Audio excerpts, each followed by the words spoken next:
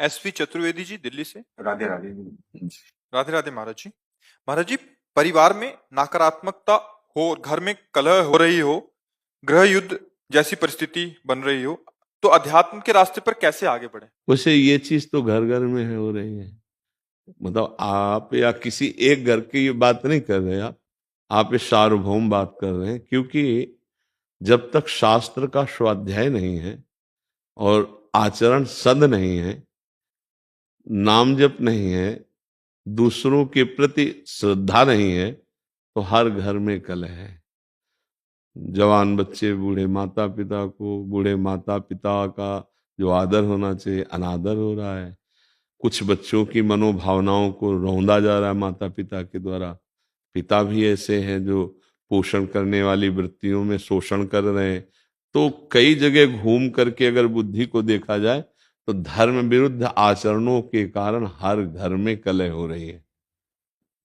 कोई बिरला ऐसा घर होगा जिसमें प्रियता हो, पति पत्नी में प्रियता, पिता पुत्र में प्रियता, भाई भाई में प्रियता। कलह की प्रधानता होने के कारण ये सब अशांति में बदल रहा है। क्यों कलह क्यों होता है? क्योंकि अपनी मान्यता के अनुसार अपने को सुख भोगना है। जहां हमको अपने सुख में बाधा पड़ेगी वहीं कलह हो जाएगा। तो हमें लगता है कि जहां कलह हो वहां अपने को शांत करना सीखे। उनको शांत करने का उपाय करेगा तो क्रोध बढ़ जाएगा और कलह और बढ़ जाएगी। अगर हम अपने को शांत करना सीख ले तो शायद हम कलह से बच जाएं। कलह को तो नहीं हटा सकते क्योंकि बुद्धि अशुद्ध हो रही है। देखो कई बार हम प्रार्थना की है कि जो हमारे नवीन भाई बहन गंदे आचरणों में उतर रहे हैं, ये सदगृहस्थ नहीं बन पाएंगे। इसलिए नहीं बन पाएंगे कि हमारी जैसी वृत्ति होती है वैसे ही हमारी वृत्ति पुष्ट भी होती है। जैसे हम आज से शुरू किया 10 बार नाम जप करना, कल करेंगे 12 बार, 15 बार, 18 बार, और हम 2-4 महीने जपे तो अब बिना जप किए हमको अच्छा नहीं लगेगा। लगे ना? ऐसे हमने आज बॉयफ्रेंड बनाया, फिर उसको बॉयफ्रेंड बनाया, फिर उसको बनाया, या गर्लफ्रेंड बनाया, ब्रेकअप किया, ऐसा ऐसा। अब हमारी वृत्ति वो पुष्ट हो रही ना अनजाने में। वो वृत्ति जब हम गृहस्थ में जाएंगे तो पुष्ट वृत्ति है, अब हमें चैन नहीं पड़ेगी। क्या वो गृहस्थी कलह युक्त होगी या शांति युक्त? विचार करके देखिए। कलह युक्त होगी ना? हाँ। अब हमारी मांगे बढ़ गई, हमारी वासनाएं बढ़ गई, हमारी प्रियता एक जगह रही नहीं, तो कलह तो होगा ही, अशांति तो होगी। अब नए बच्चे हैं, अब उनको अर्थ चाहिए, पिता की इतनी सामर्थ्य नहीं है, फिर वो गलत मार्गों में उतर जाएंगे क्योंकि उनको नशा चाहिए, उनको व्यभिचार चाहिए, उनको ये दिखाना है कि हम तुमसे कम नहीं हैं, हम भी किसी। बस ये सब जो बाहरी मान्यताएं हैं, ये हर घर में कलह हो रही। हर घर में कोई वही बकाया है जो थोड़ा धर्म से चलता है, नाम जप करता है और संतों का सत्संग सुनता है, स्वाध्याय करता है, वही बच सकता है। नहीं, हम हर घर का मतलब यहां भी हर घर में कलह हो रही, यहां भी कलह हो रही। मन घसीट रहा है भोगों की तरफ, इधर उधर उधर। कितनी अशांति पैदा की हुई। जरा देखो आप, मान लो आप विवेकवान हैं, बुद्धिमान हैं, तो आप अंदर विचार करके देखिए क्या शांत है? क्या इस घर में कलह नहीं हो रही? ये क्या कलह शून्य हो गया है? अगर कलह शून्य हो गया है तो आनंद में मगन हो जाना चाहिए। कलह शून्य का मतलब न सोचति न कांक्षति, समा सर्वेषु भूतेषु मद भक्तिम लभते पराम। न कोई अब सोच है, न कोई चाह रह गई, तृप्त हो गया है, आनंद मगन हो। ऐसा न इस घर में है और न बाहर है। जब तक धर्म से नहीं चला जाएगा, भगवदाश्रय, नाम जप और शरीर भी पवित्र आचरण वाला, शरीर का बड़ा प्रभाव पड़ता है। देखो, अगर हमारा शरीर अपवित्र रहेगा तो हमारी इंद्रियां और मन अपवित्र रहेंगे। इंद्रियां मन अपवित्र रहेंगे तो हमारे विचार गंदे रहेंगे, अपवित्र रहेंगे। अब जब विचार गंदे, मन गंदा, इंद्रिया गंदी, शरीर अपवित्र, तो शांति किसको मिलेगी? सुख किसको मिलेगा? फिर वो क्या, चिड़चिड़ा स्वभाव, कड़ुआ स्वभाव। कुछ ऐसे दृश्य जैसे संसार में देखे ना कि लगता है कि ये मनुष्य रूप में राक्षस है, ऐसा निर्णय होता है, क्योंकि राक्षसी बुद्धि बढ़ गई है। अरे जैसे बूढ़ी माँ है, उसको जवान बच्चा पीट रहा है, ये राक्षस नहीं।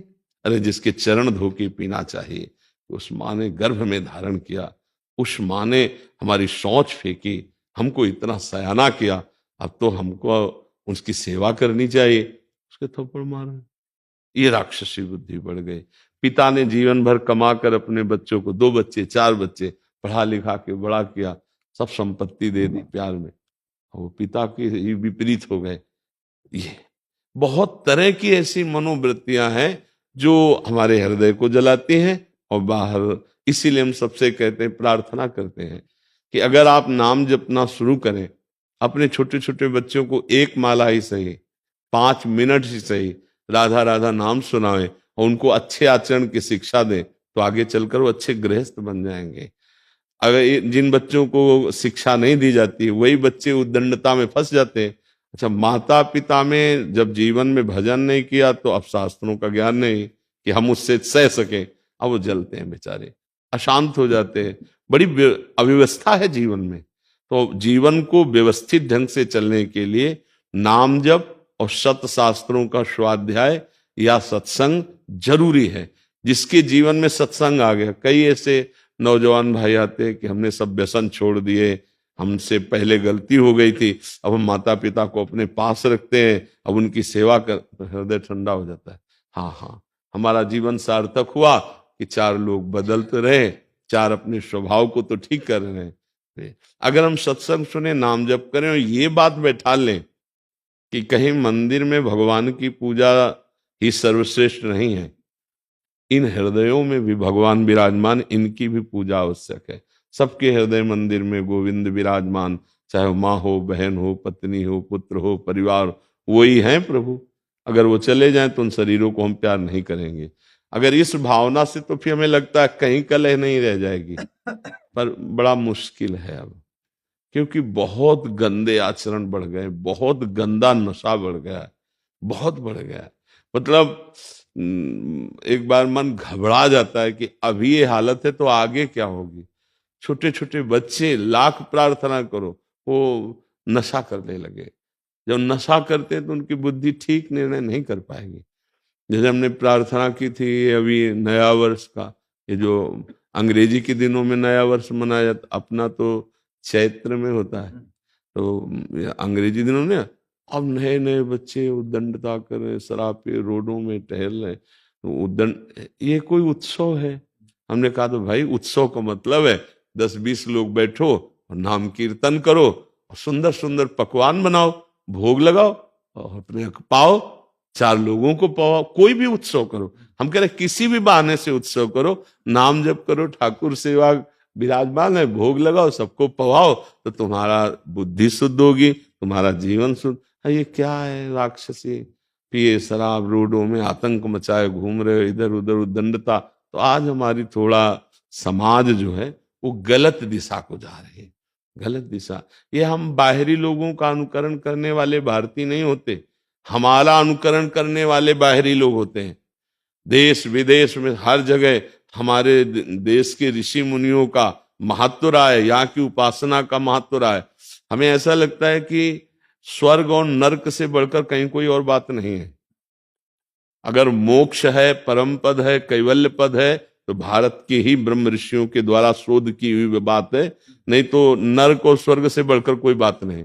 जहां देखो तो नरक की बात या स्वर्ग की बात, ऐसा कुछ लगता है। ज्यादा तो हम पढ़े नहीं अन्य धर्म ग्रंथों को, लेकिन बातचीत से लगता है सच्चिदानंद परम तत्व में मुक्त हो जाना या भगवत प्रेम तत्व बोध, ये बात यहीं की ऋषि की होगी।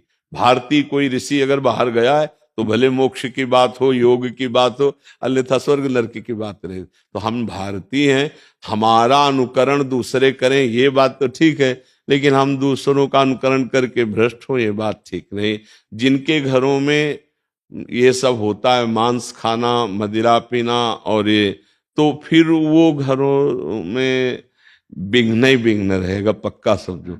और जिनके घरों में 10 मिनट भगवान नाम कीर्तन होता है, ठाकुर विराजमान, आरती होती है, तो निश्चित समझो हम मान सकते हैं कि कुछ समय के लिए उनके पास धन ज्यादा ना हो, दुख हो, भरी समस्या ऐसी दिखाई दे, लेकिन वो उनका कुल पवित्र होगा, उनका हृदय शांत होगा। एक दिन वो दीपक की तरह जलेंगे और बहुत आगे तक जाएंगे। हम माना कि ये सब उपद्रवी हाइलोजन की तरह जलेंगे, लेकिन बहुत जल्दी फ्यूज भी हो जाएंगे, क्योंकि अधर्म ज्यादा टिकता नहीं, पापाचरण ज्यादा स्थायी नहीं रहता है। तो हमें लगता है भगवान का आश्रय लिया जाए और ठीक से चला जाए, नाम जप किया जाए, तो हृदय का कलह भी शांत हो जाएगा और घर का भी कलह शांत हो जाएगा। क्यों? सर, मैं ये कहना चाह रहा हूँ कि मैंने परिवार बच्चों के लिए सब कुछ किया, नौकरी छोड़ दी परिवार बच्चों के लिए। 6 साल पहले नौकरी छोड़ दी, गवर्नमेंट जॉब था, छोड़ दिया, बच्चों की सेवा करने में लगा रहा। पर साल भर से 3-4 साल से घर में इतना कला, इतना मार पिटाई, हम ही को ही मारते पीटते रहते, हमने घर ही छोड़ दिया। हमने पत्नी बच्चों सब दिल्ली में हम छोड़ के, हाँ वृंदावन, केरला से आए हैं, वृंदावन में केरला में नौकरी करते थे, छोड़ दिए। और हम अब और कहीं प्रभु के संग और कहीं मुझे जाना भी नहीं। इतना मार पीटे, गला तक दबाया मेरा, इतनी बार दबाया गला, सब कुछ दे दिया उनको। ये केवल आपका विषय नहीं है, ये लाखों पिता का विषय है, लाखों लोगों का विषय है। तो मतलब पढ़ाया लिखा वो लोग, नौकरी पा गए, वो लोग सब कुछ पा गए। वो वैसे हमने सब वर्णन कर दिया है, अभी अभी आपने सब सुना है कि सब, तो प्रभु आपका दुख नहीं है, लाखों का दुख है। वैसे बड़ी कृपा है आपके ऊपर, हम आपको बताएं, बड़ी कृपा है। इन्हीं में फंस के तुम्हारी दुर्गति हो जाती। मैं यही सोच के मैं चला आया। हाँ नहीं, हम जो बता रहे हैं आपके लिए पॉजिटिव, पुत्र में, पत्नी में, परिवार में, घर में, संपत्ति में, इसी में फंस करके जीव भगवान को भूल जाता है। तुम्हारे ऊपर बड़ी कृपा हुई। जिनको छोड़ना चाहिए था उन्होंने तुम्हें ठुकरा दिया। अब अगर राधा राधा जप पाओ और भगवान के आश्रित हो जाओ तो तुम्हारा जीवन सफल हो जाए। में मुझे नंगा छोड़ के चले आए वहां पे लोग, तिरुपति में। नहीं, आपको रोना नहीं, चप्पल भी नहीं था, पैसे भी नहीं थे। नहीं, आपको रोना नहीं है, आपको हंसना है, संसार का दृश्य देख के हंसना है। ये देखो, इनको मैंने पुत्र माना, इनके लिए जीवन अर्पित किया। इसीलिए हम जब कहते हैं ना, कभी कभी कोई किसी का नहीं है, देखो एक पिता है, इसने क्या क्या नहीं अपने संतान के लिए की होगी। और सरकारी किस डिपार्टमेंट में, CISF में, पुलिस में इंस्पेक्टर थे। हाँ, तो आप विचार करो, आपने सब कुछ किया, इसके बाद परिणाम ये आया है, तो आपको अब चिंता नहीं करनी। एक डिपार्टमेंट है हरि शरणम, हरि शरणम, वो बहुत प्यार करते हैं, वो बहुत प्यार करते हैं। आप दुखी मत होइए, रोना मिट जाएगा यदि हरि को आपने से। हमें तो लगता है बड़ी कृपा हो गई, सही बताए, बड़ी जहां से छूटना कठिन था उन लोगों ने ठुकरा दिया। पर मन की बुरी दशा ये है कि अगर इनसे हृदय से पूछा जाए कि आप क्या चाहोगे, तो ये कहेंगे यही आशीर्वाद दे दो कि बच्चे मुझे प्यार करने लगे, मुझे संसार प्यार कर ले। ये मन की अंदर छुपी हुई बात है कि एक बार मुझे फिर उस संसार में प्यार, नहीं तो अब रोने की जरूरत नहीं। ये जो रोए ना, अब रोने की जरूरत, तू बादशाह है, हे तेरा संसारिक कर्तव्य निपट गया, चल भगवान के मार्ग में। चौथी अवस्था है, वो सबका भरण पोषण करता है, वो भरण पोषण करने वाला है। देखो भगवान का जब आश्रय लोगे ना, तो इन बातों पे तुम्हें हंसी आएगी एक दिन कि यार मैं कहाँ रो रहा था, कहाँ फंसा था। कितनी भगवान की हम पर कृपा है कि हमें जो छोड़ना था भगवान ने छुड़ा दिया।